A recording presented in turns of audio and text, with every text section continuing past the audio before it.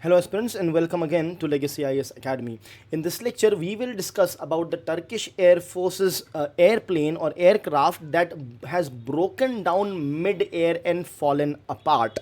So we'll discuss as to why this has happened, what concerns does it raise, and what does the future behold, and what is the geopolitical significance of this particular thing, as in which region this has taken place, what is the impact that it is going to have on the aviation industry in the military sector, because this was the Air Force aircraft. So let's get started very firstly with the news. So let's look at the timeline of it. So the aircraft Lockheed C-130 Hercules. Now this Lockheed is the brand who have manufactured that aircraft, and C-130 is basically the name of this aircraft. Now it had departed from Ganja International Airport in Azerbaijan. Its destination was Turkey. However, just few miles after starting in near the southeastern Georgia, from just 3 miles from the border, the 3 miles from the border of Azerbaijan, it basically broke down. Now because of that, what has happened is about 20 Turkish armed forces personnel have lost their life. Now it's not the case wherein the aircraft did not reach any elevation. It's not the case. It did have a proper lift. It reached 24,000 feet before rapidly having an uncontrolled descent. However, usually the aircraft, they fly at around 30,000 feet. Different feet are maintained this feet because so that they maintain this particular height of 36,000 feet. So it is slightly less than that, but it has taken a good amount of lift, but suddenly then uncontrolled descent has taken place. So you'll understand as to what can be the possible reasons for it and what can be the future measures that needs to be taken into consideration. Before we move ahead, a small announcement with respect to the new batches that will start from 15th and 6th December for regular and weekend batches. So weekend batches specifically for the working professionals and the school college going aspirants. These batches will have less than 40 students, or maximum is 40, so it will be either equal or less than 40 students will be there per batch in order to pay individual attention on each and every student's preparation. Once you enroll with us, there are a lot of benefits. Some of them are listed here, like comprehensive coverage of syllabus, one-on-one mentorship, doubt solving and regular interactions. Mains answer writing practice is done daily over here. There is prelims and mains test series, of course, and we have a 360-degree approach for covering current affairs, wherein the entire week's current affairs are covered through the live classes. So if you want to enroll with us, you can simply download the app or log on to our website or call on these numbers. Let's now continue with the video. So the visual evidence has been made available on the platform X, which was formerly known as Twitter, in which it is shown that the aircraft is spiraling mid-air. You can see the crisscross nature of the smoke that is coming out because the aircraft is literally rotating in the air, spiraling in the air. Why we are not saying rotating and spiraling? Because along with rotation it is coming down, so it is spiraling down as well.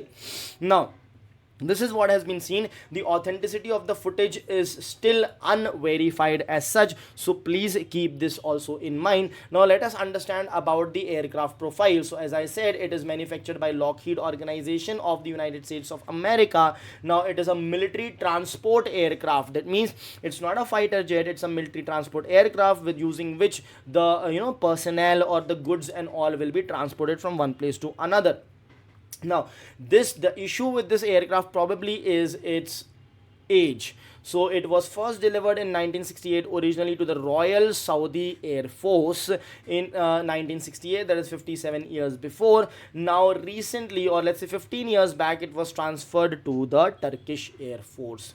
Now what can be the probable causes over here? The first thing is the structural fatigue. So let us now understand what is structural fatigue. For example, see, let's say if you have a stick in your hand, if you break it once, it basically breaks but it does not come off. Then you you twist it on the other side, then again on this side, then again on this side. So if you keep on doing this, it will develop a fatigue means tiredness. So that strength of that stick will be tired, and one fine time these two will completely break off from each other. So that is the concept of fatigue. So structural fatigue can be one reason, because the age was also quite old. Then there can be mechanical failures like the failure of the engine, for example. Then pressurization failure means, see, understand, okay, the aeroplane takes off or is in the air, or even takes off because of the differential pressure that is there, because of the differential pressure of the air, because of the pressure is created, upward pressure is created. That is why the lift off of the aeroplane takes place, because of this upward pressure. Now if there is a sudden failure of this pressurization, the aeroplane is going to lose that lift and come tumbling down rapidly. So that can be one of the possibility. Or the weather or turbulence can also be the possibility. Now what is turbulence? In turbulence, what happens is, turbulence is nothing but it is a phenomena caused because of a pocket of air. So when the aeroplane is flying at a height, there are different pockets of air. So the aeroplane may come in one of the pocket of air and suddenly lose pressure. So when it loses pressure, it will have a drawdown, it will drop a bit. So that is why in many times in aeroplane you feel weightlessness, or the shocks or the jerks, like the plane is sort of falling down, but it falls not much but just slightly, because the air pocket is small. But if you have a huge air pocket, so there can be a huge loss of flight or loss of height as well, so which can further lead to further declining of the aircraft. Then external factors like the bird strike or sabotage or striking by an unidentified objects can also be the probable cause for the aeroplane to come crashing down. Now what is the geopolitical significance of the region where this actually took place? So this region basically connects the Caspian Sea, the Black Sea, and Turkey as well as Europe. So this is where Turkey is, and this is where Azerbaijan is. So it was flying from Azerbaijan to Turkey. You have Caspian Sea, Black Sea, and the Mediterranean Sea over here. So the news is about the crash, but for examination perspective, the map also becomes very important. Now this site is close to the energy pipelines and transport corridors.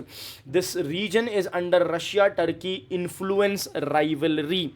It's basically a sort of a transitional zone wherein Russia-Turkey rivalry is also having its influence.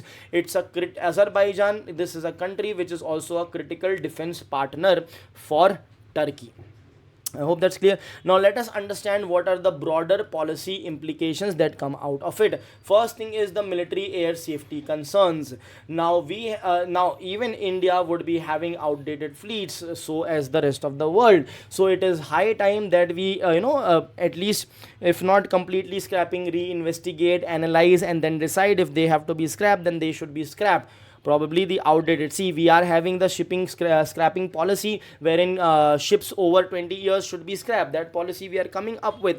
Now that policy has an issue that blanketly you cannot say, because some of the ships which are more than 20 years old are better than the ships which are younger. So that possibility can be here as well. But the investigation needs to take place, and if the fleet is outdated a lot, so it needs to then be replaced. Then regional response mechanism needs to be present. Now that is possible through joint search and rescue. So joint search and rescue should take place in association, in collaboration with the countries involved, the stakeholder countries, and the country country where this particular incident would have taken. Sometimes the incident could have taken place in a third country. The flight is originating from one country going to another, but in between there can be many other countries. So joint action should be taken. Then public diplomacy impact.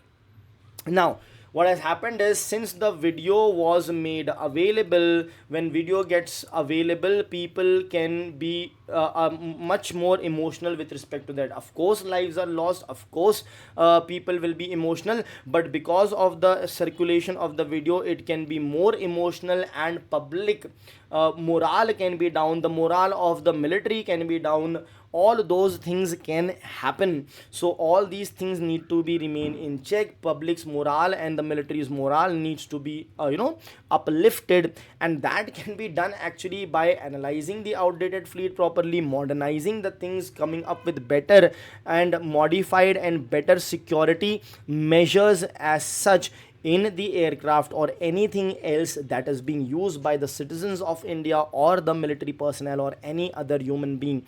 Of course, citizens of India, even foreigners live in India, right? In the same manner, even Indians are living abroad. So basically, safety, security of the entire humanity in general, and of course, the defense personnel in particular who are doing who are using these things for defense purposes as well. Thank you.